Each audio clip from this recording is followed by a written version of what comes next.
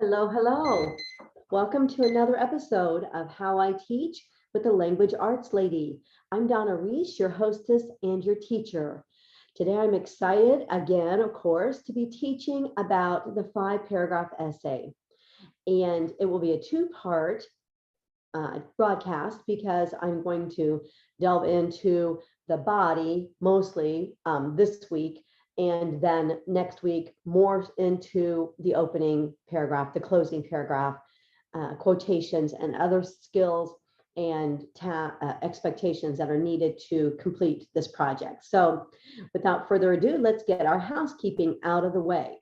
So I'm showing right now on the screen, if you are watching on YouTube or at the Language Arts Lady blog, I am showing the teacher's notebook.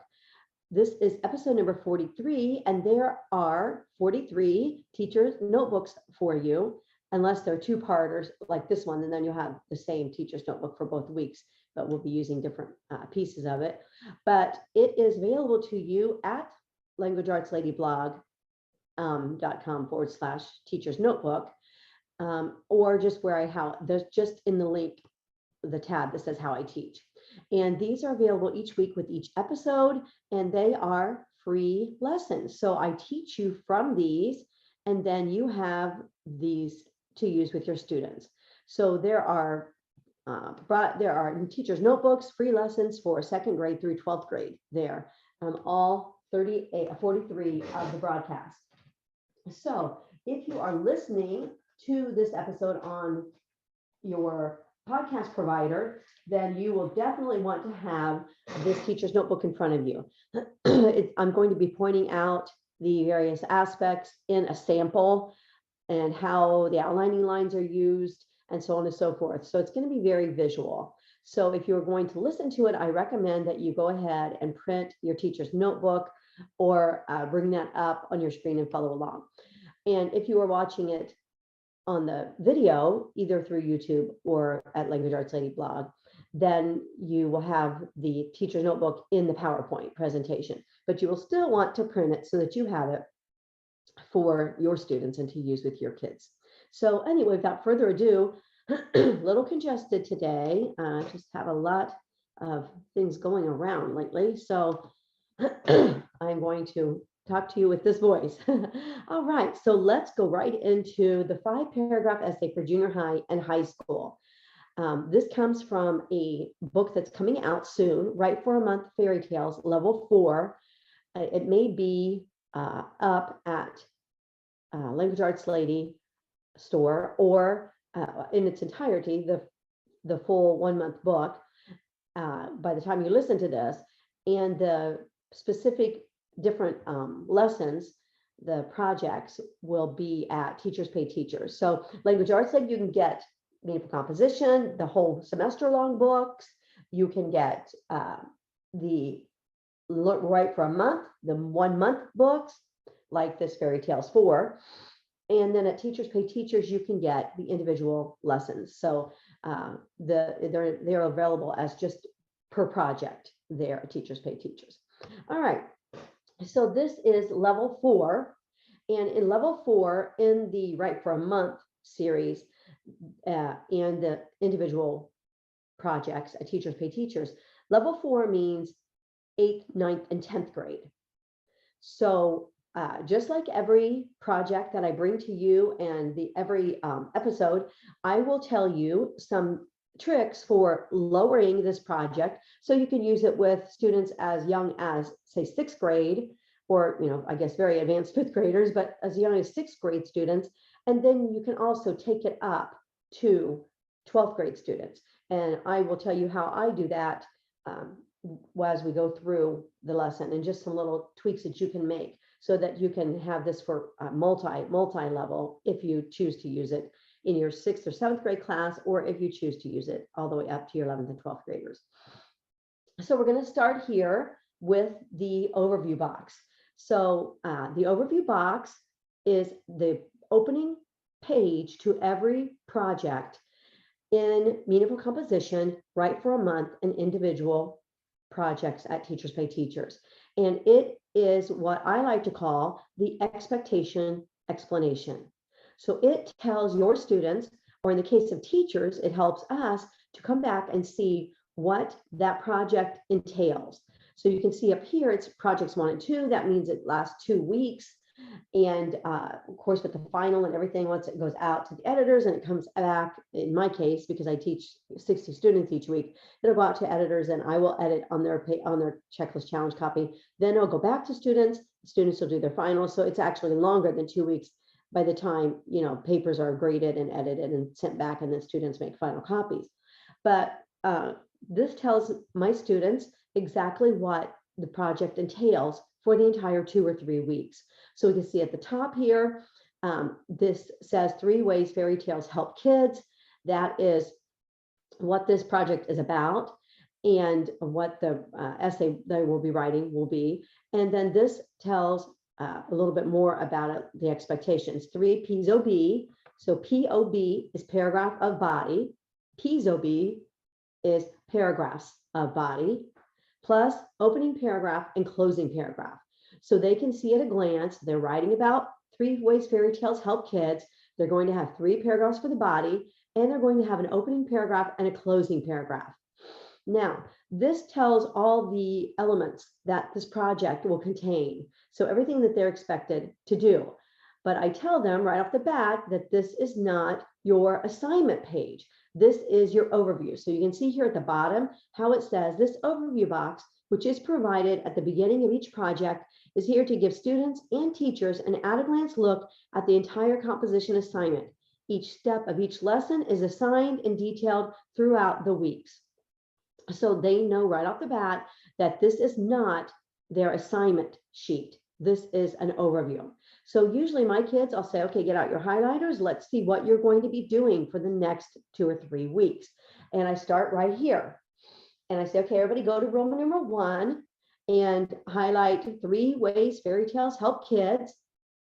And I remind them this is your topic for this project. And this is an expository essay, which means you're going to expose your reader to something. And this is the beginning. This project is the beginning of persuasive writing. So I'm just going to, again, talk about this as being on a spectrum. And I've done this before, so it's hard to visualize, but I'm going to act like this is like a ruler or a timeline in front of me, so to speak, even though, or a numbers chart. And all the way to the left, we have the very, very basic essay that a student will write. So maybe in 2nd grade, and actually that was in episode 16, where I taught the one favorite essay for elementary students. So that is the very beginning of essay writing. Actually, the very beginning of essay writing is sentence writing, but let's start with this idea. Okay, so all the way to the left, we have the single paragraph essay. And in that episode 16, I teach you how to use that template, that teacher's notebook, to do any kind of favorite. That particular one is the one favorite concession at a circus or fair or amusement park or something like that. That is from the Dumbo book. I think it's level 2, 4th and 5th grade. Okay, no, I think it's 2nd and 3rd. Sorry. Okay, so all the way to the left we have that. All the way over to the right, just going all the way across this spectrum. All the way to the right, we have the class that I just taught the first semester of this school year, which is the timed essay. And that is broken up, that particular class uses the timed essay book of Meaningful Composition. You could also use Meaningful Comp 10-2, essays only, but that particular class, half of the book is persuasive essay writing, in which I teach the 3 P's of persuasion. So in that, they learn how to get their position, how to make their points, and how to get a proof for each point. So it's position, points, proofs. And they are using their position to tell what they're trying to persuade. So we used a lot of like SAT and ACT prompts in that. So it might be something from that might be, which is more important, hard work or talent or something like that, or what leads to success more. So it's pretty abstract, very advanced. All right. And then they have to get their position, and then they have to give their 3 points, and then the evidence for each point. And then the second half of that semester, we timed that persuasive essay. So they had to do all of that in 25 minutes. And it's a very detailed class, but that is all the way to the right. And then in between that one paragraph, tell me about your favorite concession, all the way to the left, all the way over to the right for the timed essay, the 3 Ps, the persuasion with evidence, with proofs, all of that is. And then somewhere in the middle, obviously we move along from the left to the right with the various levels of essay writing, persuasive writing. And so in this case, this 3 ways fairy tales help kids. I tell students, this is like you're on that spectrum and you're leading over to how to write persuasively. But your job in this essay is to tell the reader what 3 ways you think fairy tales help kids, and then to give evidence or proof in each paragraph of why you think that particular thing makes fairy tales help kids. Okay. And so this is kind of in the middle, right, of that spectrum. We're moving over to persuasion because you are going to tell the reader about these 3 ways, and you want the reader to take them in for himself. You want the reader to adopt that. Oh yeah, I agree. These are 3 ways that fairy tales help kids. All right. So that is where we are at with the whole spectrum. So I tell kids in this Roman numeral 1 that we are exposing the reader to our topic.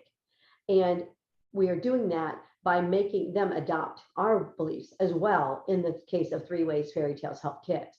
All right, so that's just a little background there on like moving over and moving through persuasion.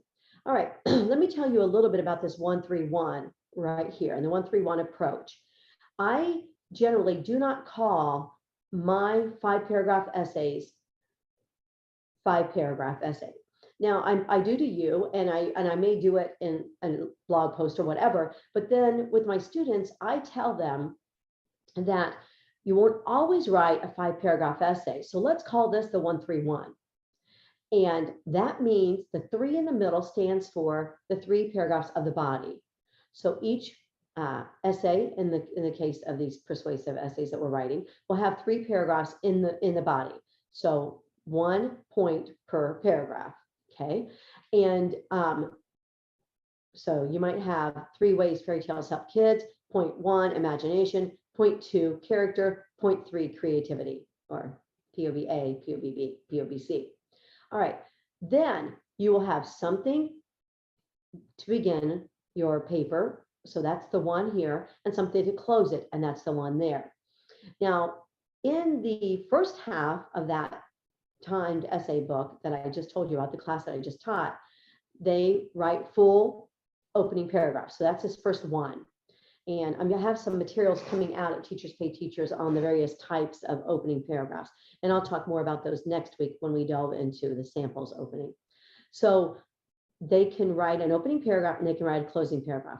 In the time situations, however, they only write 3 paragraphs for the body. If they have time, 25 minutes is not very long. And then they have to always have something at the beginning, something at the end. So when I approach it as a 5-paragraph essay and we start the timer, students start with the first paragraph, the opening, and then they move to the next one, then they move to the next one, then their time is up, or their time is up long before that probably.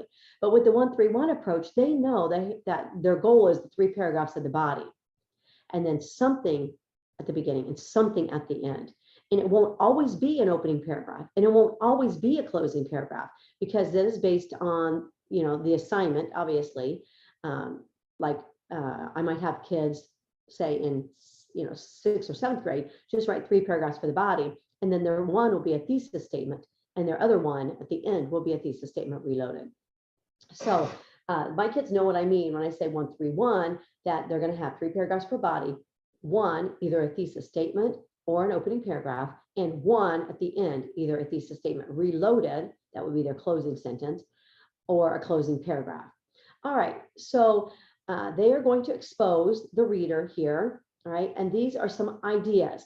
It says you may choose one given below or something else, or others. You can choose something else. So I always like to give ideas. And I've talked about this before, how you can have the student who's very strong in essays. You can have another student is very strong in stories. You can have another student that's very strong in research. And I asked my kids, like just last week, we started next semester. And the first semester they had done the essay class, and I asked them, which sounds more appealing to you? Which one do you enjoy more? The essays from last time, or do you enjoy research and writing research papers? And I knew from first semester what they were going to say. So depending on the kind of student you are, you might have a good writer, but maybe he doesn't have good ideas for his essays, for his persuasive essays. Or maybe he's great in essays, but he needs a little bit more hand-holding in stories. And so that is why I have all the hand-holding that any student would need to be successful. All right, so then we're going to Roman numeral 2, and I tell them, highlight this. You're going to do 3 paragraphs for the body. And then I come here and I tell them how many, Roman numeral 3, how many sentences per paragraph will basic do, and how many sentences per paragraph will extension students do. All right, I'm going to pause here for a second and tell you how you can make this project more appropriate for younger and older. Okay, so right here, basic students, that would be like, your 8th and 9th, or your 7th and 8th, or whatever grade student. And that is the expectation, that each paragraph will have at least 6 sentences, and some will go up to 8. They could obviously always do more right here, but not fewer. And the extension students, that would be like the 9th and 10th graders, or the 10th graders, will have 7 to 10 sentences per paragraph. So one simple tweak that you can always make in any project is to lower the total length of the project. So in the case of a research paper, if the older kids are doing 6 paragraphs, I would just keep going down depending on the level as to how many paragraphs that they need. So shortening or extending the length is one way that you can make it more multi-level. Now, we're not going to tweak this 3 paragraphs because, after all, it is a 1-3-1 or a 5-paragraph essay. So they're not going to write only 1 paragraph for the body. So it stays here and stay with the 3 paragraphs. But then I come along here and I say, okay, now you 6th and 7th graders, you have to have at least 5 sentences in each paragraph. Or, okay, you 11th and 12th graders, you have to have at least 10 sentences per paragraph. So more content is needed for the older students.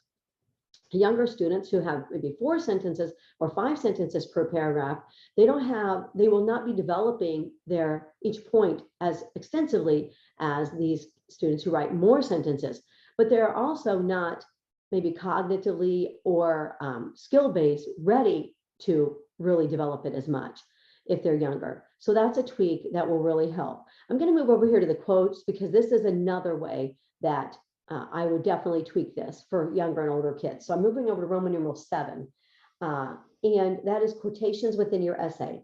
So the way this works is that this project has students putting in at least 1 quote, and they don't have to formally cite them.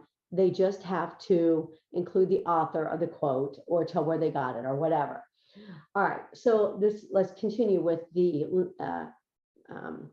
reducing the level and increasing the level here.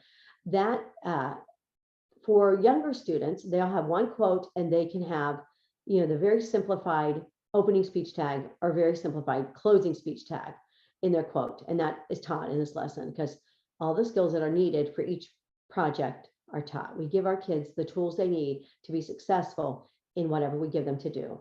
We don't give them something to do that we have not equipped them to do, right? Okay, so then I would extend this. I would say, okay, you 10th graders, maybe you'll have 2 quotes anywhere in. Now, they can put them in the opening paragraph, closing paragraph, or body. They can spread them out however they want. And then, and you guys have to have, 2 quotes. And then 11th and 12th graders, you have to have 2 quotes, but you have to use 2 of the 3 advanced quotation writing methods. So you have to either have speech tag colon, or you have to have a split quote, or you have to have a quote that has the quote in one half of a compound and your words in another half, in the other half of the compound. So you can see just how multi-level you can make any project based on the length as well as the expectations that you have within the project. Okay, so let's move back here to Roman numeral 4, opening paragraph. All right, everybody will write an opening. They highlight that. Everybody will write a closing. All right, and they will not cite sources, but they have to tell where they found their sources. So I want to just briefly talk about this time, especially students who have just written research papers, or they say we have to have sources. I thought you said it wasn't a research paper, right? So this is where I start to explain to them, or I try to explain to them, the differences between essays and reports. And you know, I tell them that there's not a line in the sand that separates essays from reports or from research reports, so to speak. As you can see here, you're going to have an essay, but you're going to use sources. But there are many, many differences between the essay and the report, and one of which is that in report writing, you know, you might have to have a works cited, a bibliography. You might have to have an extensive speech tag, you know, that says, according to the University of Phoenix, you know, psychology department, comma, professor and author, Dr. Steve Smith, comma, quote, you know, fairy tales, da, da, da, da, da, da, da, da. So your citations are way more extensive in research writing. But some of the biggest differences that they will, you know, really take and understand really well is that essays are very formulaic. So that means that you have this 3 paragraphs in the body. You're proving each paragraph, right? And then you have an opening and a closing, and you are persuading somebody of something. Even in this very, very beginning persuasive 3 ways fairy tales help kids approach, we are still persuading kids of something. And then in the case of, you know, research writing, that is not the case. Another thing is that essay writing, you're putting your own persuasion, your own ideas into it, right? Now, we don't say, I think fairy tales help kids with their imagination. They still write in third person, but they are these are things that they believe. They believe that imagination, character, creativity are 3 ways that fairy tales help kids. Whereas in research writing, it is almost exclusively research content. In other words, everything they say in their paper came from a source in some way, right? So, and they're not trying to persuade as much. Now, obviously, you can merge the 2, right? And you can have, you know, in the case of the 3 points and the 3 proofs, each proof is some piece of research, but they're still on the essay part there. This is what I believe. I believe that perseverance is more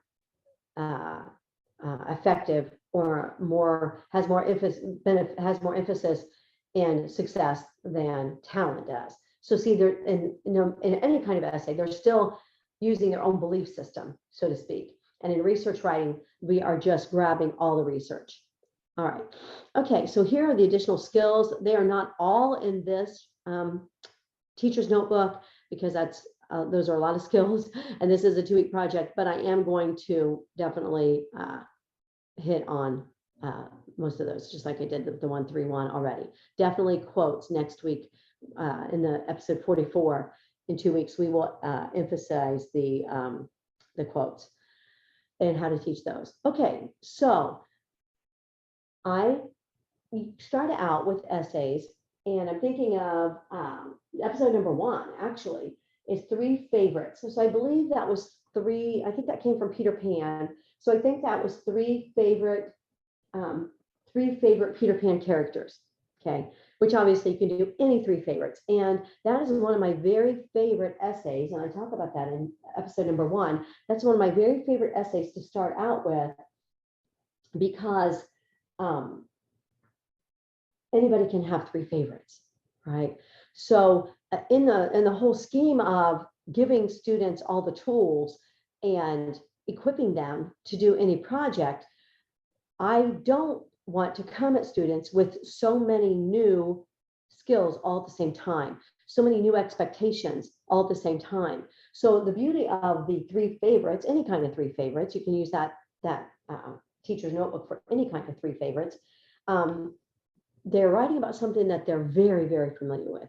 Now here, they might not know really three ways that fairy tales help kids, right? So this is a little bit less familiar, and it's a little bit more advanced essay. But in the three favorites, they're very familiar with what their three favorites are, right? So they are going to say, my three favorite Christmas traditions. My kids just wrote that. My junior high kids, my 6th graders, 7th graders, and maybe that was 5th and 6th. They just wrote that at Christmas time, actually, last month.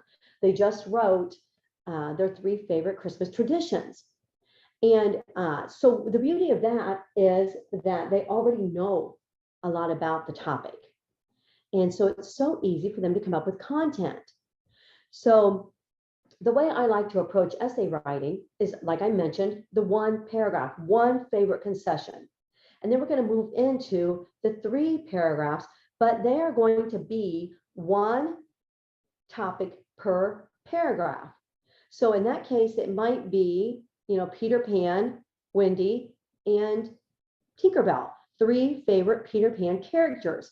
And then with that 3 favorite Peter Pan characters, I tell them, if they're, worried about moving into the 3 paragraph body, or that, they just came from the 1 and now we're doing 3, or we just came from 2 and now we're doing 3, or whatever, I tell them to act as though each paragraph is a mini essay. So each paragraph is its own essay. And then I say, could you write a paragraph right now about Peter Pan and how much you like him? And they say, yeah, I could do that. I've seen the movies. I read the book. I went to Disney World, whatever it might be. And yeah, I could do that. Okay. Could you write a paragraph about Wendy? Yeah, I remember she's the older sister in the nursery and she goes to Neverland. Okay, you could write one about Wendy. Could you write one about Tinkerbell? Yep, I could do that too. Guess what? That's what you're going to do here. You're going to write an essay about Peter Pan. You're going to write an essay about Wendy. You're going to write an essay about Tinkerbell. So that is the whole idea behind 3 topics / 1 topic per paragraph. And it's you just see the relief on students' faces. Their shoulders come down. They breathe a sigh of relief. This isn't so hard after all, right? And isn't that what teaching is all about? Making content, making material, making lessons, making expectations digestible and doable for our students. Boom. So today they're going to do 1 paragraph about this way that fairy tales help kids, 1 paragraph about how this way that fairy tales help kids, and 1 way that this way, the last way that fairy tales help kids. Isn't that amazing? It's so easy to break that down like that and have students, not be so concerned about the project and feel like they can do it. All right. So then, of course, just like every week, we're going to move into the sample, the student sample. And in that student sample, we are going to focus on all of these. Let's see if I can get that to go away. Got something covering mine. Okay. So we are going to focus on the opening and closing paragraphs, the 3 paragraphs of the body, the 3 ways, the thesis statement reloaded, and any transition from 1 paragraph to another, or the topic sentence of each paragraph. And again, I can harp on it for a really long time, but this right here is where it's at because they are going to come out of this lesson that I'm going to delve into a lot more next week or next episode, they're going to come out of that going, oh, I know, I have to have all of these things.